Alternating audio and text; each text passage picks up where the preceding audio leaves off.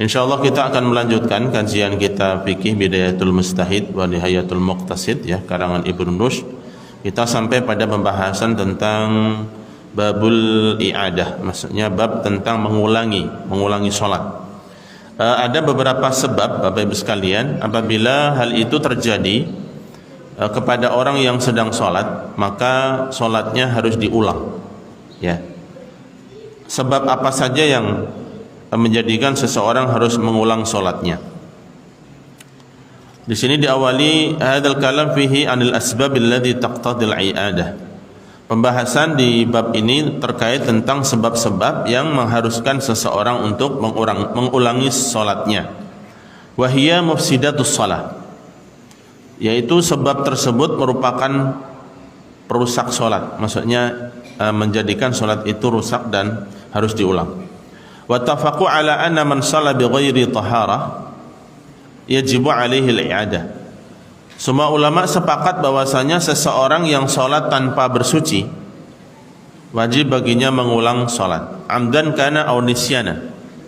Entah orang tersebut tidak bersucinya karena lupa atau sengaja, maka wajib diulang sholatnya.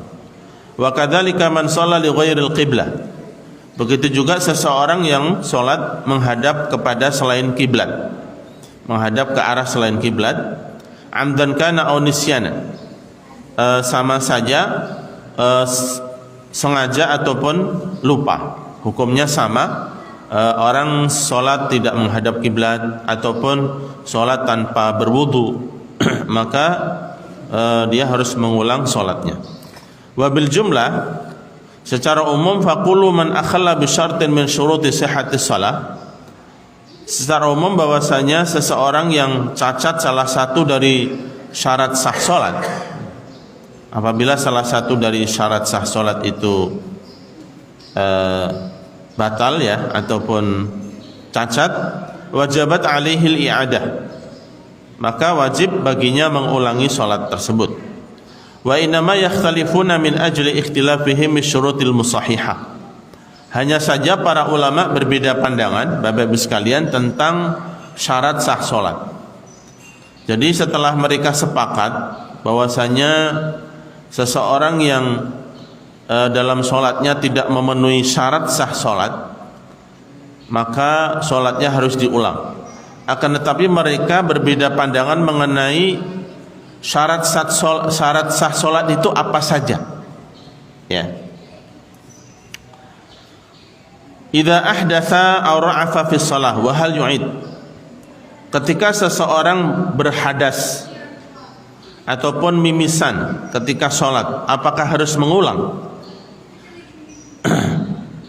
Tata'allaqu bi hadzal bab kharijatun amma dzukira min furudis shalah ikhtalafu fiha. Faminha annahum ittafaqu ala anna al-hadath yaqta'us shalah. Semua ulama sepakat bahwasanya seseorang yang ketika sholat itu terjadi hadas, maka hal tersebut membatalkan sholat. Wakhtalafu hal yaqtadi al-i'adah min awwaliha. Namun apakah dia harus mengulang sholatnya dari awal? Idza kana qad dhahaba minha rak'atun aw rak'atain. Misalnya seseorang sholat sudah dapat 1 rakaat atau 2 rakaat, kemudian tara'al hadas, terjadi hadas di tengah sholat. Am yabni ala ma qad madha min as-shalah. Ataukah seseorang membatalkan sholatnya kemudian melanjutkan sholat dari di mana dia batal? Fadhahabal jumhur ila annahu la yabni la fi hadas wala fi ghairihi mimma yaqta'u shalah illa fi ru'af faqat. Mayoritas ulama berpandangan bahwasanya seseorang yang batal sholatnya di tengah jalan ataupun hadas ya, berhadas misalnya kentut ataupun ya seperti itu, maka dia harus mengulang dari awal, tidak memulai dari tempat di mana dia batal. Tidak seperti tawaf Bapak sekalian.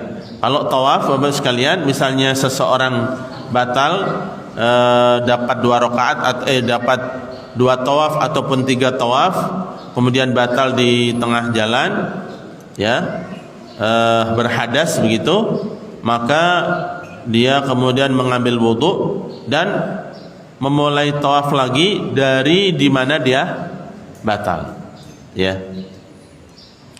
Adapun salat ini mayoritas ulama berpandangan dia mengulangi dari awal ketika dia batal, seperti batal wudunya, ya, misalnya kentut dan berhadas, ya. Illa fil ru'af faqat, menurut jumhur, kecuali seseorang salat karena mimisan, ya. Wa minhum man ra'a annahu la yabni la fil hadas wa la fil ru'af wa huwa Syafi'i wa dhahaba al-Kufiyyun ila annahu yabni fil ahdas kulliha. Adapun Imam Syafi'i berpandangan bahwasanya ketika terjadi hadas apa saja, maka seseorang mengulang salatnya dari awal, tidak melanjutkan, ya, tetapi mengulang dari awal. Adapun ulama-ulama Kufiyun, ulama-ulama Kufi ini berbeda dengan pandangan Imam Syafi'i, yaitu memulai sholatnya dari tempat dia batal, ya. Ini ulama Kufiyun, ya. Saya ulangi Bapak sekalian, terkait tentang hal ini, mayoritas ulama ketika seseorang hadas di tengah sholat, maka dia harus membatalkan sholatnya dan memulai dari awal sholat, kecuali sebab mimisan. Adapun Imam Syafi'i berpandangan ketika seseorang hadas termasuk mimisan sekalipun, dia membatalkan sholatnya dan kemudian mengulang dari awal. Dan yang ketiga, pandangan ulama-ulama Kufah, ya, Kufah ini di dekat Baghdad, ya. Maka mereka berpandangan bahwasanya tidak mengulang dari awal, akan tetapi memulai dari mana dia batal. Wa sababu ikhtilafihim annahu lam yarid fi jawazi dzalika atharun 'anin nabi sallallahu alaihi wasallam. Yang menjadikan sebab perbedaan pandangan di kalangan ulama adalah tidak terdapatnya satu riwayat yang membolehkan tentang hal itu yang bersumber dari Rasulullah sallallahu alaihi wasallam. Wa inna ma sahha 'an Ibnu Umar. Akan tetapi terdapat satu riwayat yang sahih bersumber dari Ibnu Umar, annahu ra'afa fi shalah fa bana wa lam yatawadda.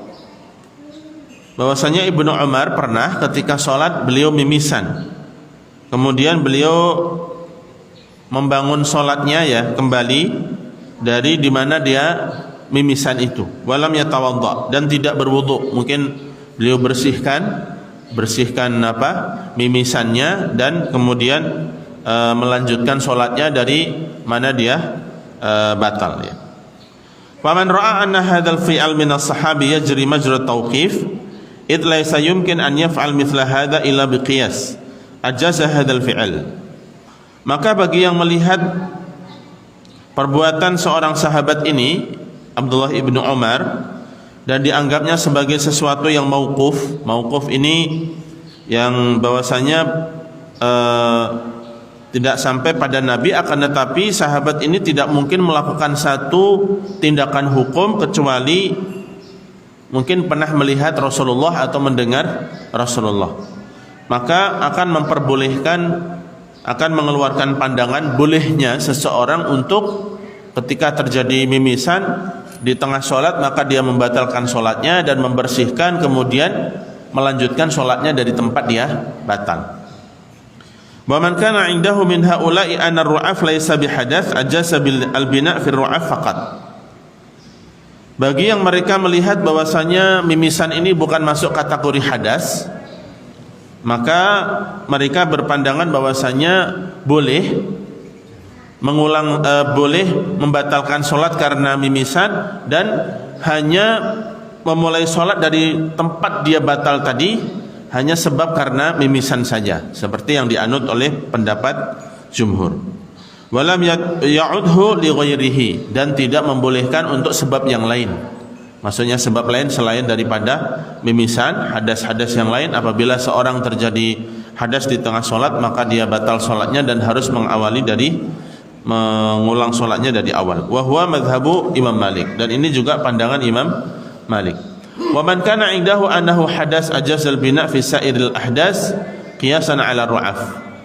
Dan bagi yang melihat bahwasanya mimisan ini masuk kategori hadas, dan kemudian semua jenis hadas itu dikiaskan dengan mimisan, maka riwayat Ibnu Umar ini menjadi dalil bagi pendapat mereka yang mengatakan bahwasanya seseorang yang batal sholatnya karena hadas dan termasuk mimisan di tengah sholat, maka dia boleh memulai sholatnya dari mana tempat dia batal. Misalnya sudah dapat 2 rakaat, maka dia melanjutkan pada rakaat yang berikutnya. Ini bagi mereka yang melihat riwayat ini bahwasanya mimisan dan hadas itu derajatnya sama. Ya. Wa man ra'a anna misla hadza la yajibu an yusar ilaihi illa bi tauqif minan nabi sallallahu alaihi wasallam id qad in'aqada al-ijma' ala anna al-musalli idza insarafa ila ghairi al-qiblah annahu kharaja min as-salah kadzalika idza fa'ala fiha fi'lan katsiran lam yajsil bina la fil hadas wala fil ri'af. Dan bagi yang melihat berpandangan bahwasanya seperti hal ini tidak boleh dijadikan sebagai dalil karena tidak disandarkan kepada Nabi sallallahu alaihi wasallam, dan bahwasanya semua ulama sepakat, ya, sudah menjadi kesepakatan bahwasanya seseorang yang batal sholatnya karena misalnya menghadap bukan ke arah kiblat ataupun melakukan perbuatan yang banyak, ya, ini pandangan Imam Syafi'i, apabila seorang yang sholat itu bergerak lebih dari 3 kali dan gerakan tersebut di luar dari pekerjaan sholat, maka dan begitu juga hadas-hadas yang lain, maka tidak, sholat tersebut batal dan tidak memulai dari mana dia batal sholatnya, melainkan dia mengawali dari awal, ya. Nah, inilah 3 pandangan mengenai seseorang yang terjadi hadas di tengah sholat, apa yang harus dilakukan. Yang pasti dia batal sholatnya. Akan tetapi yang menjadi perbedaan adalah ketika dia mengulangi sholatnya, itu mengulangi dari awal ataukah mengulangi dari rakaat di mana dia batal sholatnya. Mayoritas ulama termasuk Imam Syafi'i di dalamnya mengulangi dari awal, ya. Kemudian berikutnya, Bapak-Ibu sekalian, hal yaqta'us shalah mururu syai'in baina yadil musalli. Apakah sholat seseorang menjadi batal apabila ada orang yang lewat di hadapannya? Kita tahu, Bapak-Ibu sekalian, Rasulullah Shallallahu Alaihi Wasallam memberikan peringatan yang cukup keras, ya, supaya seseorang tidak melewati orang yang sedang sholat, yaitu antara tempat dia berdiri dan batas dia sujud.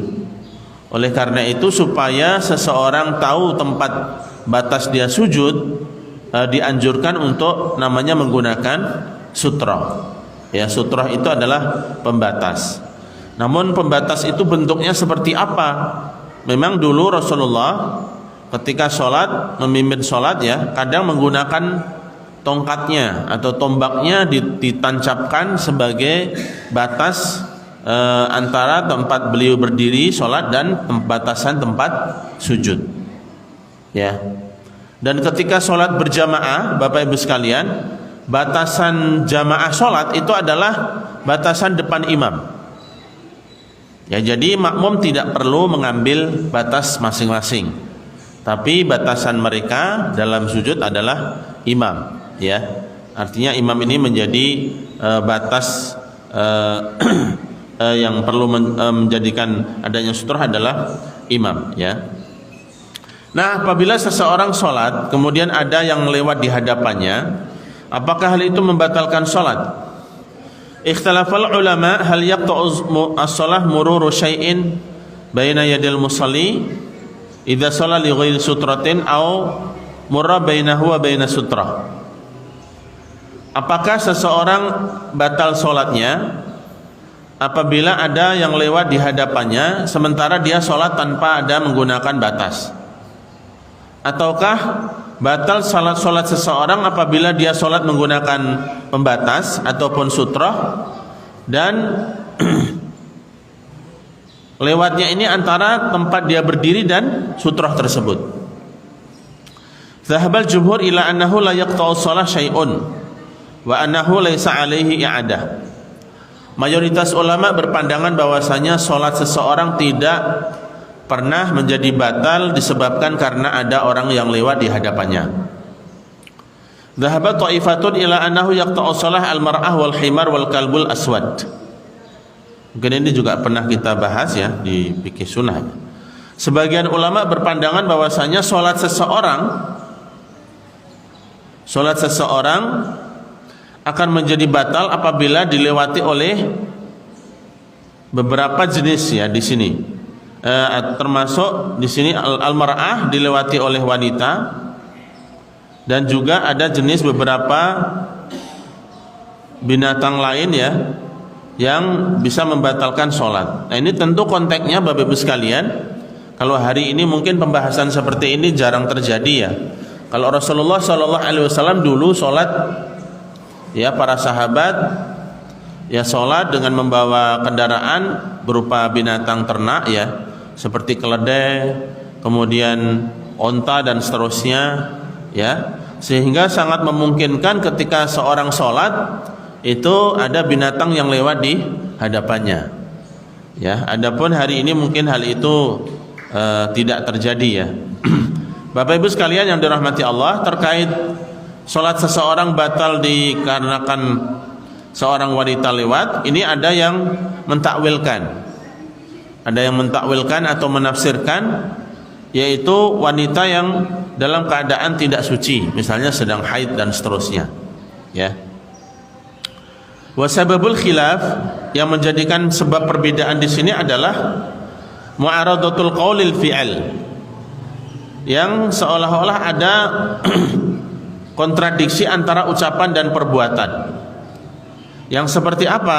Anahu kharaja Muslim an Abi Dzar annahu sallallahu alaihi wasallam qala. Riwayat Muslim bersumber dari Abu Dzar Al-Ghifari radhiyallahu anhu bahwasanya sallallahu alaihi wasallam bersabda, yaqta'u shalah al-mar'atu wal himar wal kalbul aswad. Salat seseorang akan batal apabila dilewati oleh wanita, himar, anjing hitam. Wa kharaja Muslim wal Bukhari an Aisyah. Adapun riwayat lain bersumber dari Aisyah radhiyallahu anha qalat, laqad ra'aituni baina yaday Rasulillah sallallahu alaihi wasallam mu'taridatan. Aku pernah berada di hadapan Rasulullah sedang salat berbaring ya. Ka'tiradil jenazah, seperti berbaringnya jenazah, yaitu melintang. Maksudnya Rasulullah sedang sholat, Aisyah tidur di hadapan Rasulullah. Wa huwa yusalli, dan Rasulullah sedang sholat. Wa rawa misla hadza qaulul jumhur an Ali wa an Ubay ya. Inilah riwayat yang digunakan oleh mayoritas ulama. Begitu juga dari Ali radhiyallahu anhu dan Ubay, mungkin di sini Ubay bin Ka'ab ya, meriwayatkan bahwasanya hal tersebut menunjukkan tidak batal salat seseorang apabila dilewati oleh wanita. Ya, apalagi di sini Aisyah radhiyallahu anha justru malah berbaring ya, tidur di hadapan Rasulullah yang sedang salat. Dalam riwayat lain bahkan disebutkan salat ini salat malam ya. Ketika Rasulullah sedang salat malam, Aisyah berbaring tidur di hadapannya dengan kakinya menselonjor begitu. Ketika Rasulullah akan sujud, maka Rasulullah menyingkirkan kaki Aisyah. Kemudian bangkit dari sujud, kaki Aisyah kembali lagi. Kemudian ketika sujud Rasulullah menyingkirkan kembali. Dan begitu, hal ini menunjukkan bahwasanya tidak ada yang membatalkan sholat, termasuk wanita yang lewat di hadapannya. Ini yang menjadi sebab ya sebab perbedaan di kalangan ulama. Dua hadis ini, yang satu hadis ucapan Rasulullah dan yang kedua adalah perbuatan Rasulullah sallallahu alaihi wasallam. Yang berikutnya Bapak sekalian masih terkait tentang hal ini adalah karahiyatul murur baina yadil munfarid wal imam idza shalla li ghairi sutra. Dimakruhkannya, ya dilarang ya, dimakruhkan seseorang untuk lewat di hadapan orang yang sedang sholat sendirian ataupun melewati di depan imam. Ya, tadi saya sampaikan bahwasanya batas sholat seorang makmum itu adalah imam. Oleh karena itu yang terlarang adalah sholat melewati di hadapan imam. Sehingga dengan demikian, apabila sholat berjamaah dan kemudian ada jamaah yang di barisan depan itu misalnya batal, maka tidak mengapa lewat di hadapan barisan jamaah. Yang dilarang adalah melewati hadapan imam. Ya. Di sini disebutkan walam yara ba'san an yamurra baina yaday al-musalli al-yadil ma'mum li thubuti hadis Ibnu Abbas. Tidak mengapa seseorang lewat di hadapan makmum ya ketika sholat sebagaimana hadis Ibnu Abbas. Hal itu pernah terjadi pada Ibnu Abbas, dan Ibnu Abbas menceritakan dirinya melewati di hadapan para jamaah yang sedang sholat bersama Rasulullah sallallahu alaihi wasallam, dan beliau menceritakan saat itu aku sudah menjelang ya usia dewasa ya. Wa hadza indahum yajri majra al-musnad wa fihi nadhar. Wa innama ittafaqal jumhur ala karahiyatil murur baina yadil musalli lima jaa fihi minal wa'id fi dzalik. Namun demikian mayoritas ulama berpandangan makruh hukumnya seseorang melewati di hadapan orang yang sedang sholat. Hal ini didasari dengan satu hadis yang bunyinya cukup keras ya, pernah saya sampaikan sebelumnya. Jadi ketika ada orang sholat kemudian ada orang yang akan lewat di hadapannya, maka hendaklah mencegahnya. Jika dia enggan untuk dicegah, fal yuqatilhu fa innama huwa syaitan. Maka yuqatilhu itu di sini perangilah ya. Perangilah karena sesungguhnya dia adalah setan. Ya maksudnya perangainya ya. Perbuatan seperti ini dianggap perbuatan setan, bukan orangnya berubah statusnya menjadi setan ya sekalian. Karena memang yang menggoda manusia itu bukan hanya setan dari kalangan jin saja, tetapi juga dari kalangan manusia. Alladzi yuwaswisu fi sudurin nas minal jinnati wan nas. Jadi yang menggoda manusia itu dari kalangan jin juga dari kalangan manusia ya. Namun kembali kepada bahasan ini Bapak-Ibu sekalian, mayoritas ulama memakruhkan ya, makruh seseorang lewat di hadapan orang sholat. Kemudian termasuk hal yang dibahas di sini Bapak-Ibu sekalian, perkara-perkara yang diperselisihkan apakah membatalkan sholat atau tidak. Di sini misalnya seperti an-nafkhu fi sholat. Sholat kemudian meniup ya. Meniup, ini mayoritas ulama menganggapnya makruh ya. Sholat kemudian niup ya. Niup itu apa? Ya meniup ya, misalnya seorang ada kotor di tangannya atau ada sesuatu yang mengganggu ya, dia kemudian meniupnya ya. Kemudian juga di sini menjadi perbedaan pandangan seperti orang yang sholat kemudian dia tersenyum ataupun tertawa. Adapun tertawa, mayoritas ulama ya sepakat ittafaqu ala anna dhahik yaqta'us shalah. Sepakat bahwasanya tertawa itu membatalkan salat. Waqtalafu fi tabassum. Dan mereka berbeda pandangan kalau hanya tersenyum ya. Wa sababu ikhtilafihim taraddud tabassum baina an yalhaq ad-dhahik aw la yalhaq. Perbedaan ini disebabkan karena apakah apabila seseorang ketika salat itu tersenyum dan tersenyumnya itu berulang-ulang, apakah ini hukumnya seperti tertawa atau tidak? Kalau dihukumi seperti tertawa maka membatalkan sholat. Tetapi kalau tidak dihukumi seperti hukum orang tertawa, maka tidak membatalkan sholat. Ya. Yang berikutnya adalah sholatul haqqin, yaitu sholatnya seseorang yang sambil menahan kentut ataupun hajat, menahan BAK ataupun BAB. Ya. Ikhtalafu fi sholatil haqqin fa aktsarul ulama yakrahun. Orang yang sholat sedang sambil menahan hajat, ya, mayoritas ulama menganggapnya makruh. Rasulullah sallallahu alaihi wasallam bersabda, "Idza arada ahadukumul ghaid falyabda bihi qabla shalah." Jika salah seorang di antara kalian itu ingin buang hajat, maka hendaklah dia mengawali hal itu dan baru kemudian sholat. Dalam riwayat lain dari Aisyah radhiyallahu anha berkata, Rasulullah sallallahu alaihi wasallam bersabda, "La yusalli ahadukum bi hadrati ta'am wa lahu yudafi'ul akhbathan." Atau yudafi'uhul akhbathani. Tidak salat seseorang di antara kalian sementara di hadapannya sudah dihidangkan makanan, dan tidak salat seseorang di antara kalian yang sedang menahan dua hajat, buang air kecil maupun buang air besar. Nah, ini Bapak Ibu sekalian mengenai tentang sholat, mengawali makan sebelum sholat. Ini ada beberapa penafsiran, ya. Dalam riwayat lain disebutkan idza qudimal asya fa idza ja'al asya qudimal asya qabla al isya.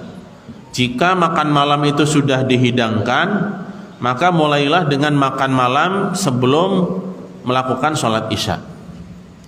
Sebagian ulama menafsirkan hadis ini bahwasanya hadis ini berlaku bagi orang-orang yang memang kondisinya dalam keadaan lapar sekali dan dia harus makan sementara makanan sudah dihidangkan.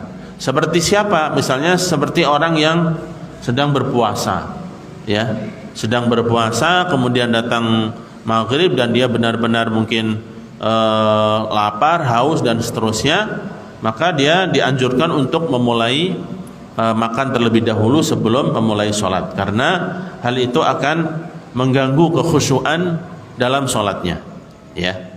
Meskipun nanti dalam adab-adab bagi orang yang berpuasa, memang ketika datang waktu berbuka harus segera membatalkan puasanya, entah itu dengan minum air putih ataupun makan kurma jika ada, ataupun rutab, kurma muda jika ada, ya. Kemudian sholat dan kemudian melanjutkan makannya.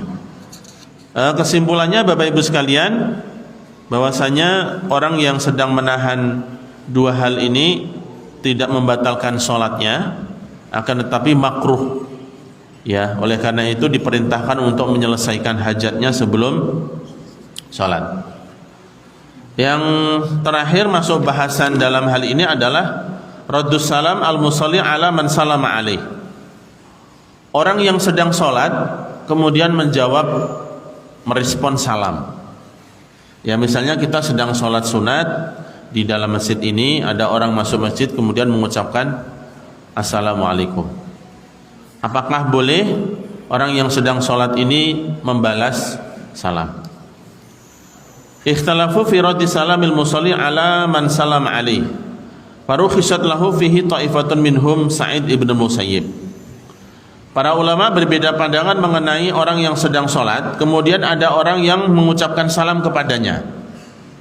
Maka sebagian ulama seperti Sa'id ibn Musayyib, Hasan ibn Ali al-Hasan al-Basri, dan Imam Qatadah menganggap itu diberikan rukhsah, keringanan.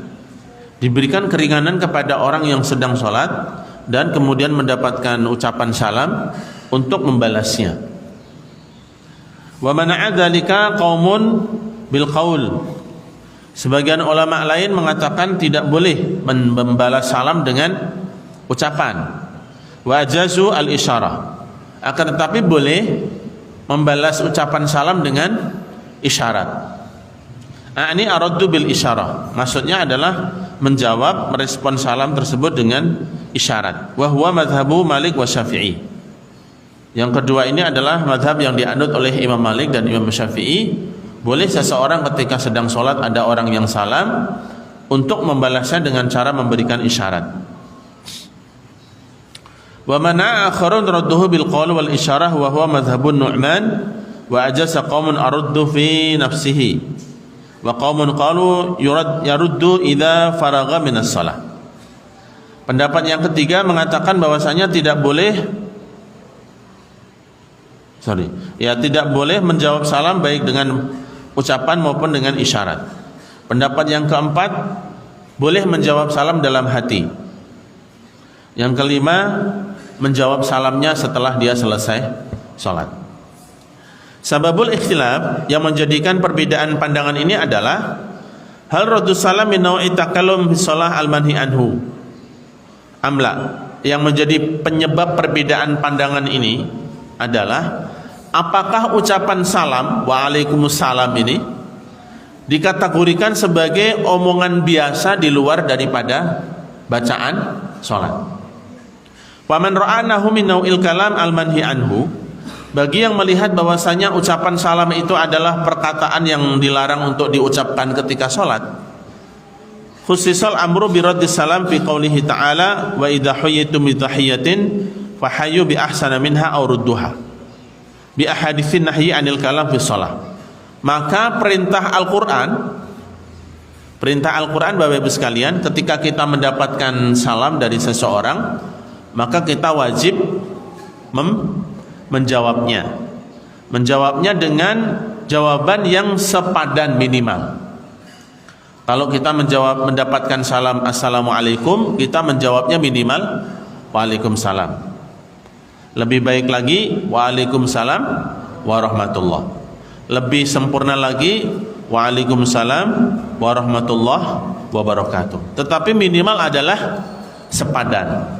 Hal ini didasari dengan firman Allah wa idza huyyitum bi tahiyyatin fahayyu bi ahsana minha aw rudduha. Jika kalian mendapatkan salam, ya, diucapkan tahiyat salam, maka jawablah dengan yang lebih baik ataupun yang semisal. Nah, menjawab salam itu hukumnya wajib Bapak sekalian. Ya, wajib kifayah kalau dalam jamaah, ya. Nah, oleh karena itu kecuali ketika seseorang dalam keadaan sholat. Hadis-hadis yang melarang kita berbicara di saat sholat ini menjadi pengkhusus dari kewajiban menjawab salam. Qala la yajuz raddu fi shalah. Oleh karena itu mereka berpandangan tidak boleh menjawab salam di tengah-tengah sholat. Wa man ra'a annahu laysa dakhilan fil kalam al-manhi anhu. Namun bagi mereka yang melihat bahwasanya ucapan salam ini adalah ucapan yang tidak terlarang, au khusisu ahaditsun nahyi bil amri yaruddus salam ajasahu fis shalah. Dan begitu juga hadis-hadis yang melarang berbicara di saat sholat ini dikhususkan kecuali ucapan salam, maka mereka berpandangan menjawab salam ketika sholat itu boleh. Qala Abu Bakar Ibnul Mungdir wa man qala la yaruddu wa la yushir faqad khalafa as-sunnah.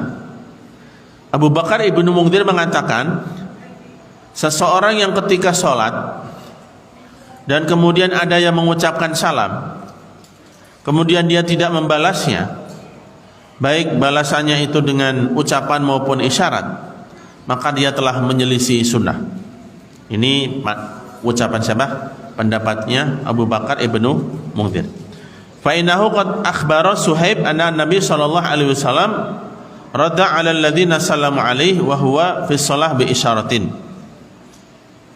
Dikabarkan oleh Suhaib bahwasanya Nabi sallallahu alaihi wasallam pernah menjawab salam kepada orang-orang yang mengucapkan salam kepadanya, dan Rasulullah sedang sholat, menjawabnya ini adalah dengan isyarat. Hadis akhrajahu Ahmad wa Darimi wa Abu Dawud fi kitabis shalah babu raddis salam bis shalah. wa Tirmidzi babul isyarah fi as-shalah. Ini beberapa pandangan para ulama Bapak Ibu sekalian yang menjelaskan tentang hukum menjawab salam ketika seseorang sedang sholat, ya. Pendapat yang terbanyak ini disebutkan boleh menjawab salam tapi dengan cara apa? Isyarat. Ya, isyarat mungkin mengangkat tangan atau seperti apa begitu sekalian. Nah, termasuk Bapak Ibu sekalian, misalnya kita sedang sholat di rumah, kemudian ada tamu yang ngetok pintu dan mengucapkan salam. Maka salah satu cara untuk memahamkan tamu yang sedang mengetok pintu ini adalah dengan apa? Mengeraskan bacaan takbirnya, ya, mengeraskan bacaan takbirnya supaya memberikan isyarat bahwasanya orang yang ada di dalam rumah sedang melakukan sholat, ya. Namun ada juga sebagian ulama yang tetap membatasi bahwasanya ketika dia mengangkat suara takbir ini jangan sampai salah niat. Ini khususnya penganut madhab yang mengatakan bahwasanya tidak boleh menjawab salam, supaya ketika mengangkat takbir itu tidak dalam niat untuk menjawab salam, begitu ya. Ataupun melakukan satu perbuatan yang niatnya di luar sholat. Ini sebegitu ulama untuk berhati-hati supaya sholatnya itu tetap sah, ya.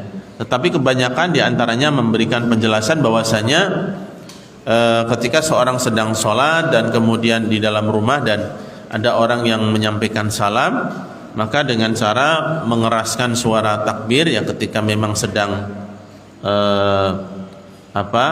melakukan pergerakan sholat, supaya memberikan isyarat pemahaman kepada orang yang sedang datang dia sedang dalam keadaan sholat. Bapak Ibu sekalian yang dirahmati Allah Subhanahu wa taala, itu beberapa poin pembahasan terkait hukum mengulang sholat. Kesimpulannya Bapak Ibu sekalian, seseorang yang syarat sah sholatnya itu cacat ataupun cedera, ya, batal syarat sah sholatnya, maka dia wajib mengulang sholat. Syarat sah sholat itu Bapak Ibu sekalian, pertama diantaranya masuk waktu sholat, karena tidak sah seseorang melakukan sholat belum masuk waktunya. Yang kedua, sholat dalam keadaan suci dari hadas maupun suci dari najas. Maksudnya suci dari hadas dan najas ini, kalau dari hadas dia sudah dalam keadaan berwudu. Suci dari najis, pakaian yang dia gunakan harus dalam keadaan suci. Yang keberapa? Ketiga, tempat yang dia gunakan untuk sholat harus dalam keadaan suci. Yang keempat adalah dia sholatnya harus menghadap ke kiblat. Ini syarat sahnya sholat. Ada syarat wajib, ada syarat sah, ya. Sebagian memang beririsan, seperti misalnya dia orang yang dewasa. Ini menjadi syarat wajib dan juga syarat sah, ya. Meskipun sebagian ulama mengatakan sholatnya anak kecil ataupun mumayyiz tetap sah, ya. Kemudian juga syaratnya adalah sebagai seorang muslim, karena orang kafir tidak sah sholatnya, ya. Jadi yang melakukan sholat supaya sholatnya itu diterima dan sah, dia harus seorang muslim. Nah, apabila syarat sah sholat ini ada yang gugur, ada yang cacat, maka dia wajib diulangi sholatnya. Contohnya tadi, misalnya di tengah sholat dia kentut misalnya, berarti dia melanggar salah satu syarat sah sholat, yaitu suci. Sehingga dalam hal ini dia harus membatalkan sholatnya dan mengulangi sholatnya menurut mayoritas ulama, dan sebagian kecil ada yang mengulanginya atau melanjutkan sholatnya dari mana dia batal. Itu terkait tentang hukum-hukum permasalahan mengulang sholat. Yang berikutnya Bapak Ibu sekalian, yaitu tentang mengqadha sholat, ya masih ada kaitannya dengan mengulang. Yang berikutnya adalah mengqadha. Perbedaan mengulang dengan mengqadha ini Bapak Ibu sekalian, kalau mengqadha ini kan berarti sebelumnya dia belum melakukan sholat. Kalau mengulang, dia sudah melakukan sholat dan kemudian diulang kembali. Artinya sholat yang dia lakukan itu tidak sah. Ini perbedaan mengulang dengan mengqadha. Ya. Jadi kalau mengulang tadi misalnya selesai sholat dia ingat atau sadar bahwasanya dia sholat tadi tidak berwudu, maka dia harus berwudu dan kemudian mengulang sholatnya. Kalau ingatnya itu di tengah sholat, maka dia membatalkan sholatnya. Itu tentang mengulang sholat. Adapun mengqadha sholat, al-kalam fi hadzal bab ala man yajibul qadha wa fi ayyi sifati anwa'il qadha wa fi syurutihi. Pembahasan tentang mengqadha salat ini adalah terkait siapakah orang yang berkewajiban untuk mengqadha salat, dan macam-macam mengqadha salat serta syarat-syarat mengqadha salat. Fa amma ala man yajibul qadha ittafaqal muslimun ala annahu yajibu ala nasi wan naim. Semua ulama umat Islam sepakat bahwasanya yang wajib untuk mengqadha salat adalah orang yang lupa dan orang yang tertidur. Ini dua sebab yang tidak ada perbedaan di kalangan ulama tentang wajibnya mengqadha salat. Misalnya yang pertama, lupa. Ada nggak orang lupa salat? Ada. Ya, misalnya dia mungkin sholat zuhur, ya sibuk di kantor ataupun pekerjaan dan seterusnya, lupa. Dia ingat waktu sholat asar. Oh iya, tadi saya belum sholat zuhur, maka dia wajib untuk mengqadha sholat zuhurnya tadi. Ya, ataupun ketiduran. Orang tidur malam sampai bangunnya jam 6 ataupun jam 7 pagi, maka dia wajib mengqadha sholat subuh. Bapak Ibu sekalian yang dirahmati Allah, hal ini pernah terjadi pada Rasulullah sallallahu alaihi wasallam. Ya, dalam satu perjalanan yang panjang, dalam perjalanan panjang Rasulullah ketika pulang dari satu peperangan, ya, bersama para sahabat dengan para pasukan kaum muslimin. Kemudian Rasulullah singgah, ya, istirahat di satu tempat. Maka Rasulullah sallallahu alaihi wasallam meminta sahabat untuk menjadi sukarelawan, ya, relawan yang nanti akan membangunkan ataupun berjaga dan nanti membangunkan. Maka Rasulullah bertanya, siapa yang bersedia untuk berjaga dan membangunkan kita nanti sholat subuh? Maka Bilal bin Rabah mengatakan, saya wahai Rasulullah. Maka Bilal bin Rabah, hadirin sekalian, berusaha untuk tidak tidur, ya. Beliau sepanjang malam itu sholat dengan jumlah, ya, tidak disebutkan dalam riwayat itu. Namun ketika selesai sholat, beliau itu bersandar, ya, dan ketiduran. Sampai pagi hari Rasulullah bersama para sahabat, mereka bangun setelah terkena sengatan matahari. Maka kemudian Rasulullah sallallahu alaihi wasallam bangun dan dengan semua sahabatnya bangun. Kemudian Rasulullah meminta kepada semua para sahabat untuk berpindah dari tempat tadi.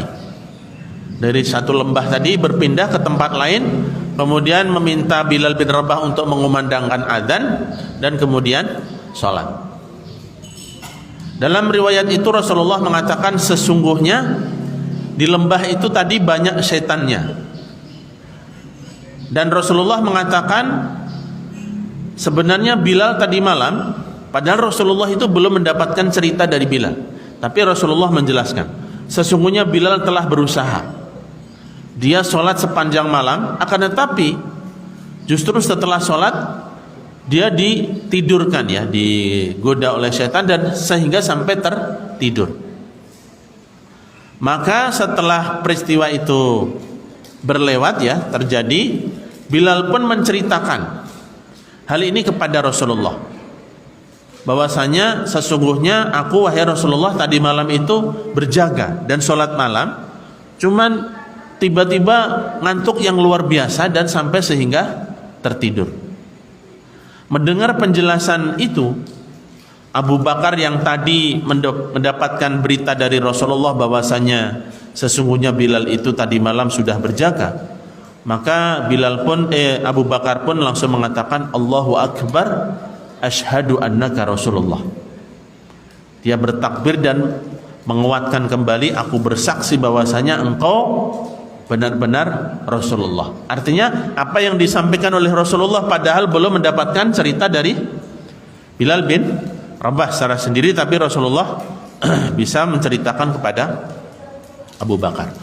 Para ulama mengambil kesimpulan hikmah dari riwayat ini, bahwasanya hal itu kemungkinan, ya, Allah berkehendak supaya menjadi pelajaran, sandaran hukum, bahwasanya mengqadha salat itu sebuah kewajiban.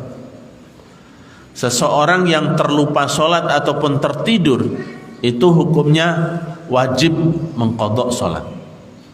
Ya, bosku. Ada satu ulama, ya, dari kalangan ulama Dzahiriyah seperti Abu Dawud. Abu Dawud Az-Zuhiri itu yang berpandangan bahwasanya seseorang mengqadha salat itu tidak ada. Akan tetapi pandangan ini ditentang oleh mayoritas ulama, ya, bahkan sampai kemudian pandangan mayoritas ulama ini dianggap sebagai sebuah ijma' ataupun kesepakatan bahwasanya seseorang yang tertidur ataupun lupa dari sholat dia wajib mengqadha sholatnya. Hal ini didasari dengan sabda Rasulullah sallallahu alaihi wasallam, "Idza nama ahadukum 'anis shalah aw nasiyaha falyusalliha idza dzakaraha." Jika salah seorang di antara kalian itu tertidur dari sholat ataupun lupa, maka dia melakukan sholat ketika ingat. Jadi ketika dia lupa kemudian ingat, langsung segera untuk menunaikan mengqadha sholatnya. Jadi Bapak Ibu sekalian, mengqadha itu definisinya adalah melakukan sholat di luar waktu. Itu namanya mengqadha. Kalau sholat dilakukan pada waktunya, itu maka niatnya adalah ada ussalah. Ya, kalau sholat itu niat itu misalnya dibunyikan usolli fardhus subhi rakaataini mustaqbilal qiblatal adaan lillahi ta'ala. Mustaqbilal qiblati adaan lillahi ta'ala. Aku niat sholat subuh 2 rakaat, sholat fardu, ya, menghadap kiblat adaan lillahi ta'ala. Tetapi kalau dilakukan di luar waktu sholat, maka qadhaan lillahi ta'ala, dilakukan secara qadha, ya. Jika dibunyikan, ya. Akan tetapi Bapak Ibu sekalian, tentu kita semuanya sudah paham bahwasanya pangkal niat itu ada di hati, ya. Seseorang meskipun lisannya sudah mengeluarkan lafaz tapi hatinya tidak berniat, maka tidak dianggap sah niatnya. Sehingga niat sholat itu pangkalnya di hati. Termasuk mazhab Imam Syafi'i juga berpandangan bahwasanya pangkal niat itu ada di dalam hati. Mengenai melafadzkan itu memang, ya, ada perbedaan pandangan di dalam hal ini. Kemudian berikutnya Bapak sekalian, tarikus sholah amdan hatta yakhrujul waktu wa hal alaihil qadha. Terakhir adalah seseorang yang meninggalkan sholat dengan sengaja sampai lewat waktu. Apakah dia wajib mengqadha atau tidak? Wa amat tarikuha amdan hatta yakhrujal waqtu fa innal jumhur ala annahu asim wa anal qadha alaihi wajib.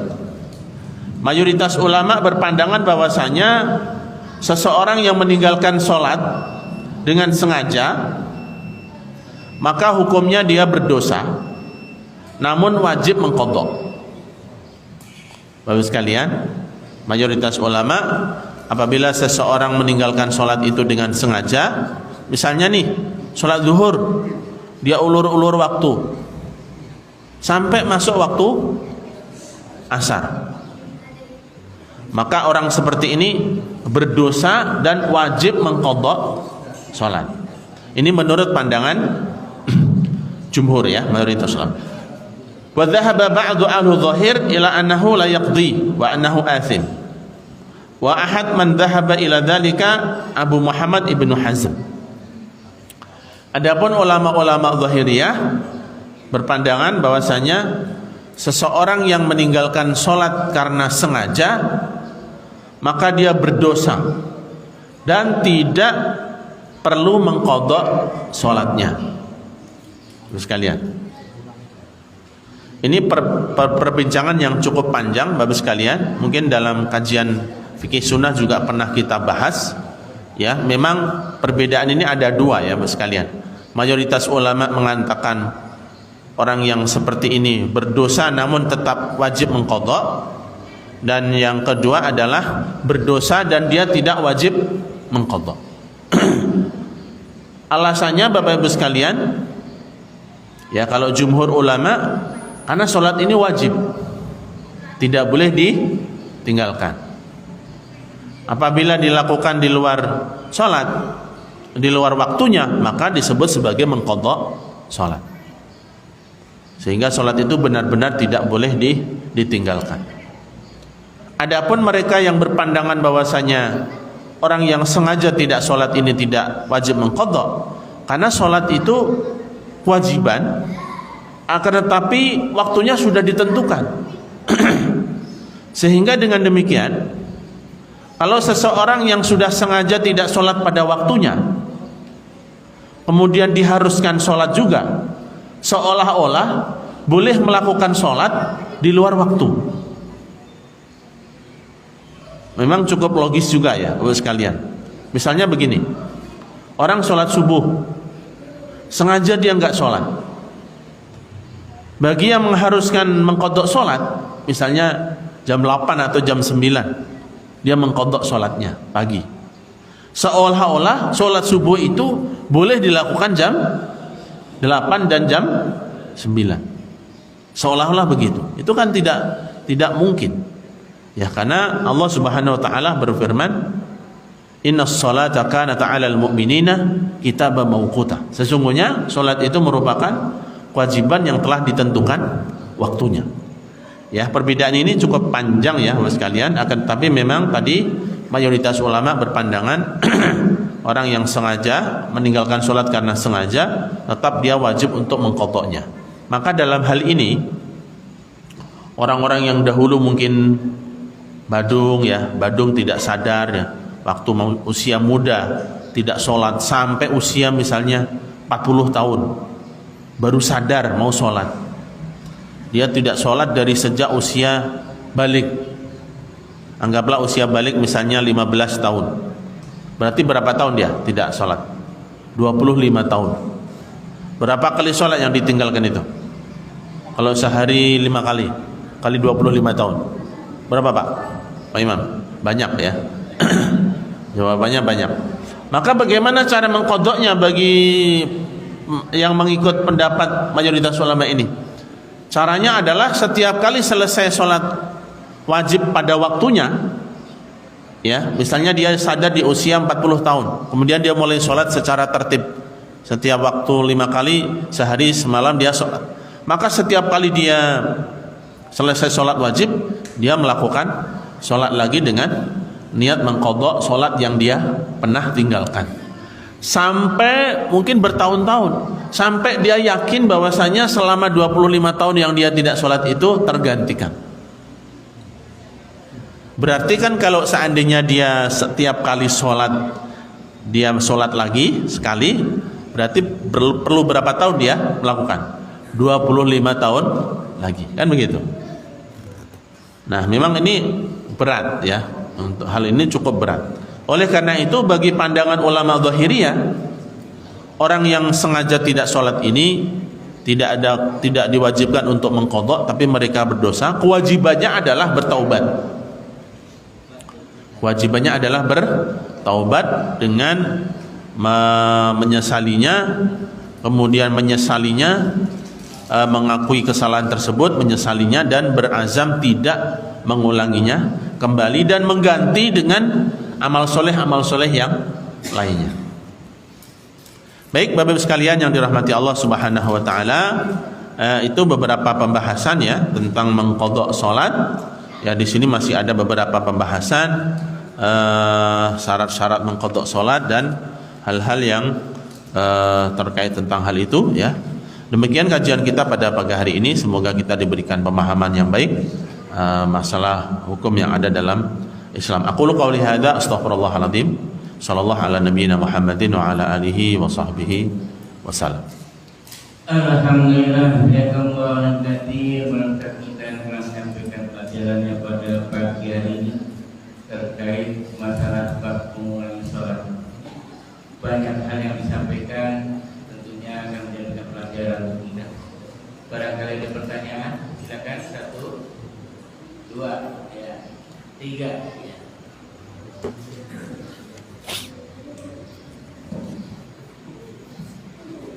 Assalamualaikum warahmatullahi wabarakatuh. Ustaz, saya mengenai meniup pada waktu sholat, Ustaz, mana yang lebih baik? Waktu kita diam nyamuk, apakah kita bergerak dengan pungnya atau meniupnya gitu, Ustaz? Karena saya kadang-kadang meniup gitu, tapi kan kalau banyak bergerak akan membatalkan sholat gitu, Ustaz. Terus kalau misalnya kelupaan, mana yang lebih baik? Kita sholat lagi 2 rakaat atau sujud sahwi saja cukup gitu Pak Ustaz. Terus tadi juga mendengar Nabi itu sholat malam, banyak sholat malam gitu Pak Ustaz. Juga sekarang ini bulan Rajab gitu Pak Ustaz. Banyak sekali beredar tentang pendapat kita lebih banyaknya sholat malam dan berpuasa gitu. Apakah itu ada hadisnya dan ada sunnahnya gitu? Assalamualaikum warahmatullahi wabarakatuh. Assalamualaikum warahmatullahi wabarakatuh. Assalamualaikum. Saya ingin menanyakan, jika kita berada di dalam kendaraan, saya di busway, kita waktu sholat dalam kendaraan tersebut, apakah kita bisa sholat maghrib terus sampai rumah isya, apakah kita qadha atau jamaah? Terus yang satu lagi, jika kita ingat orang tua kita waktu sakit tidak menjalankan sholat, apakah anak sebagai anaknya yang sholat itu mengqadhakan sholat orang tua? Wassalamualaikum warahmatullahi wabarakatuh. Waalaikumsalam warahmatullahi wabarakatuh. Lagi, satu lagi. Assalamualaikum warahmatullahi wabarakatuh. Assalamualaikum. Pelajaran poin kedua tadi untuk mengulang sholat ketika tidak menghadap kiblat. Hal ini teringat ketika zaman remaja saya, kalau saya dulu Ustaz, apalagi di waktu malam hari, untuk sholat maghrib tidak bisa, kita tidak tahu posisi kita di mana, karena kita cenderung dalam perjalanan kita nggak tahu posisi kita karena malam hari. Kita sholat dengan diniatkan aja untuk menghadap kiblat. Jadi hanya dalam niat, walaupun kita nggak tahu arah kiblatnya. Jadi apakah itu juga harus mengulang? Gitu, Ustaz. Ya. Ini pengalaman. Terus untuk kedua, kalau dalam kendaraan yang sulit, ya kita mungkin takbirnya aja menghadap kiblat, menggerakkan badan untuk menghadap kiblat. Jadi itu apakah ini benar atau tidak?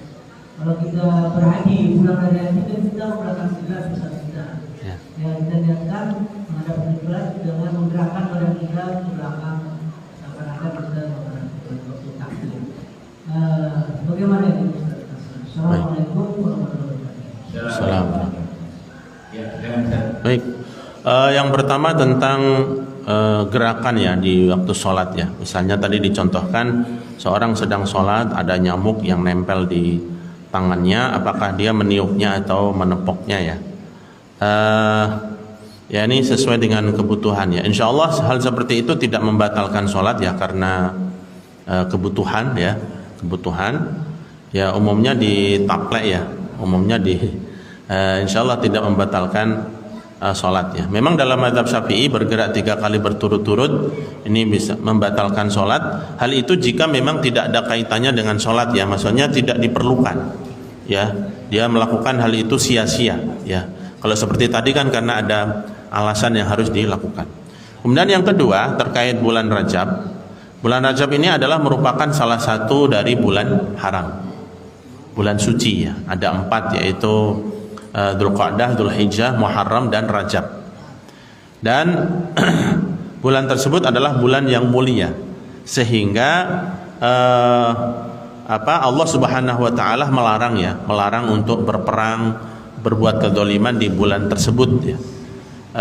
Dengan demikian Bapak Ibu sekalian, fadilah atau keutamaan secara khusus ada amalan-amalan tertentu memang tidak. Cuman para ulama kesimpulan menjelaskan bahwasanya berbuat dan beramal soleh di bulan-bulan Muharram itu lebih utama dan pahalanya lebih dilipat gandakan dibandingkan di bulan-bulan biasa.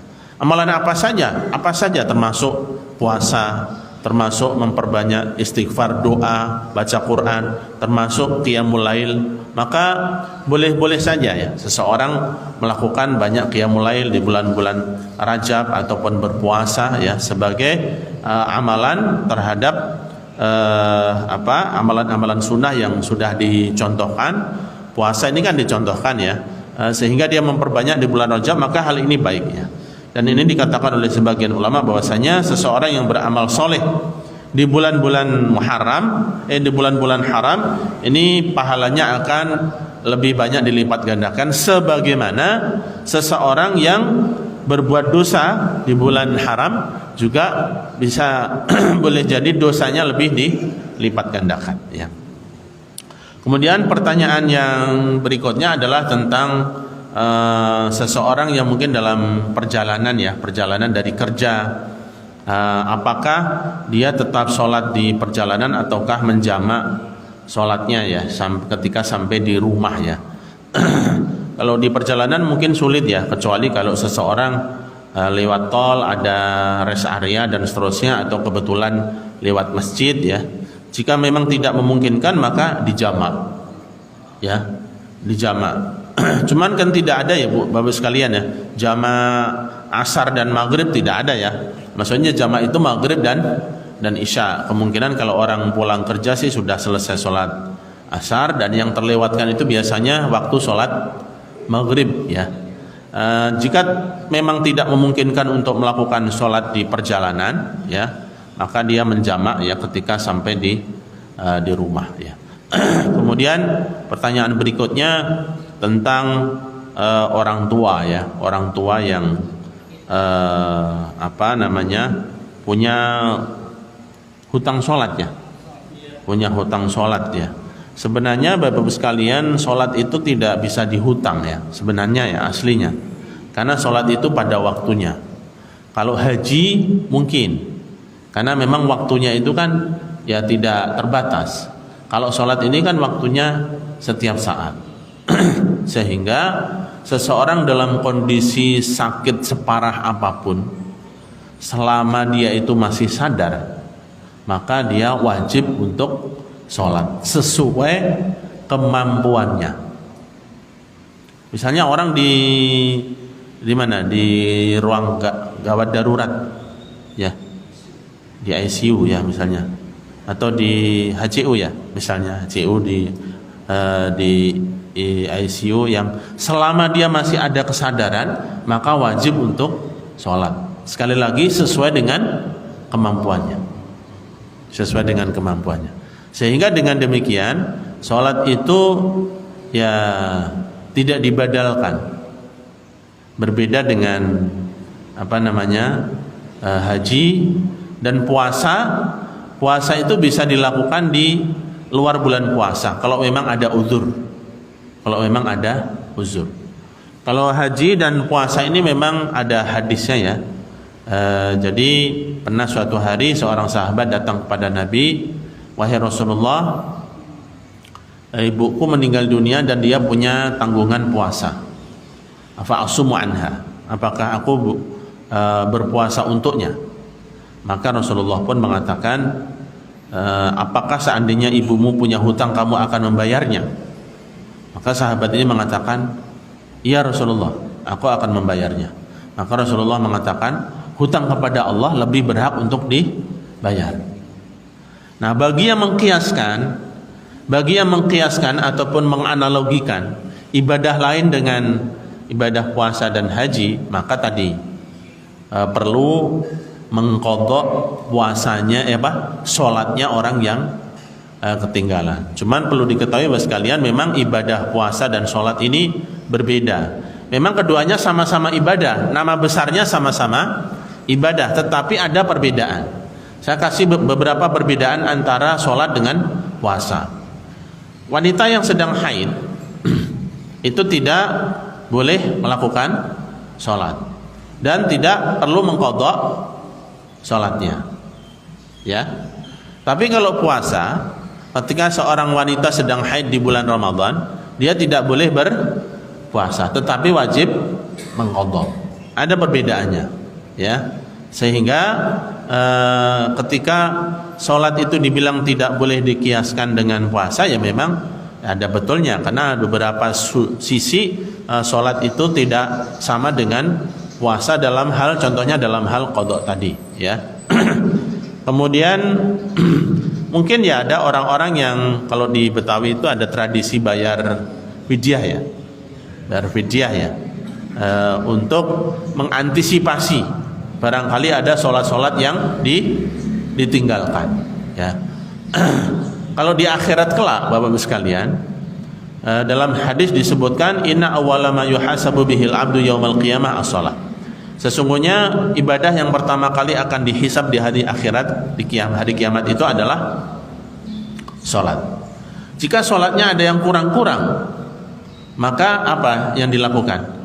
Allah Subhanahu wa ta'ala memerintahkan malaikat untuk melihat sholat sunnahnya.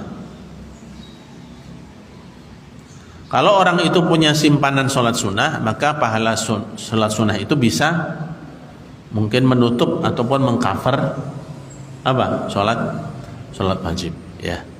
Ini masalahnya kan kalau orang nggak sholat, jangankan sholat sunnah, sholat wajib juga tidak dilakukan, ya. Oleh karena itu kalau saya berpandangan terkait dengan sholat ini, bagi orang yang sudah meninggal ya tidak bisa digantikan, ya tidak bisa dititipkan, diganti sebagaimana ibadah lain seperti puasa dan haji, ya. Wallahu a'lam. Mungkin bagi yang mengikuti pandangan itu boleh diqadha oleh orang lain, ya silahkan saja, ya. Tetapi saya melihat ibadah puasa dengan sholat ini memang ada perbedaan. Kemudian yang soal berikutnya, ya, seseorang yang sholat namun benar-benar tidak mengetahui arah kiblat, ya. Ketika seseorang benar-benar sholat dan tidak mengetahui arah kiblat dan dia sudah berusaha maksimal, kemudian dia sholat dan dia sudah yakin bahwasanya ketika sholat itu sudah menghadap kiblat. Tetapi setelah beberapa waktu kemudian dia mendapatkan informasi ataupun mendapatkan pengetahuan baru dan yakin bahwasanya tadi sholat yang dia lakukan itu tidak menghadap kiblat. Maka para ulama memberikan penjelasan, apabila sadarnya ini atau tahunya ini sudah di luar waktu sholat, dia tidak perlu mengulang sholatnya, ya. Oleh karena itu disyaratkan Bapak sekalian ketika seseorang akan sholat itu untuk berijtihad, mencari arah kiblat dan seterusnya dengan ijtihad tam, dengan ijtihad yang sempurna. Mungkin menggunakan GPS atau menggunakan kompas, bertanya orang, mengambil kesimpulan dari bayang-bayang dan seterusnya. Intinya semua sarana itu dilakukan sebagai bentuk kesungguhan di dalam mencari arah kiblat. Kalaupun toh sudah dilakukan secara sungguh-sungguh, ijtihad yang sempurna, dan dia ternyata setelah itu terbukti sholatnya itu salah arah, namun diketahuinya sudah selesai waktunya, maka ya insya Allah diterima ya sholatnya, karena sudah didasari dengan kesungguhan. Bagaimana dengan orang yang sholat di atas kendaraan, seperti orang yang pulang dari umroh ataupun haji? Kan pesawatnya ke arah timur, ya nggak mungkin sholat menghadap ke belakang pesawat, karena kursinya menghadap ke depan pesawat, ya. Nah, sebagian ulama menjelaskan begini Bapak sekalian. Ya, ini salah satu solusinya ya. Kalau dalam hadisnya tidak ada ya, karena memang Rasulullah tidak berbicara sholat di atas pesawat, cuman di atas kendaraan iya. Rasulullah pernah sholat di atas kendaraan ya, onta ataupun keledai ataupun kuda ya. Namun para ulama mengambil kesimpulan dari hadis-hadis ini, yang dilakukan Rasulullah ini sholat di atas kendaraan yang kendaraannya menghadap ke arah mana aja, itu adalah sholat sunnah. Karena sholat sunnah ini Bapak sekalian, bahwasanya benar, bahwasanya sholat itu baik sunnah maupun sholat wajib ada rukun dan syaratnya. Namun ada perbedaan, ada hal-hal yang dibedakan antara sholat sunnah dengan sholat wajib. Contohnya Bapak sekalian, sholat sunnah itu boleh duduk sekalipun orang mampu berdiri, tetapi pahalanya setengah, ya boleh. Adapun sholat fardu itu tidak boleh dilakukan dengan duduk selama orang tersebut mampu berdiri. Ada perbedaannya. Nah, oleh karena itu terkait menghadap kiblat juga demikian. Kebanyakan ulama berpandangan bahwasanya sholat di atas kendaraan itu boleh dengan mengarah kemana saja, yaitu untuk sholat sunnah. Tetapi sebagian ulama yang lain mengatakan ketika sholat sunnah ini boleh dilakukan dengan mengarah kiblat kemana saja, maka sholat fardu pun juga boleh. Sehingga kalau kita tarik kesimpulan tentang sholatnya orang di pesawat dengan menghadap kepada non kiblat, ya, bukan ke arah kiblat, ya berarti tidak memenuhi syarat. Bagi yang mengikuti pandangan tadi, sekalipun sholat wajib boleh menghadap ke arah mana saja karena darurat, maka sah sholatnya. Tetapi sebagian ulama lain termasuk mazhab Syafi'i, Bapak sekalian, berpandangan bahwasanya ketika seorang berada di kendaraan yang arahnya itu tidak mengarah ke kiblat, maka dia tetap sholat sebagai hurmatun lil waqti, menghormati masuknya waktu sholat, sehingga dia sholat dengan kondisi yang bisa dia lakukan. Namun kemudian setelah sampai di rumah atau sampai di tempat yang dia bisa sholat dengan sempurna, dia mengulangi sholatnya lagi. Ini salah satu pandangan ya, masuk dalam mazhab Syafi'i, yang apabila sholatnya itu dilakukan secara darurat, dia dilakukan pada waktunya, namun nanti tetap mengulang kembali. Begitu ya Pak Hilmi.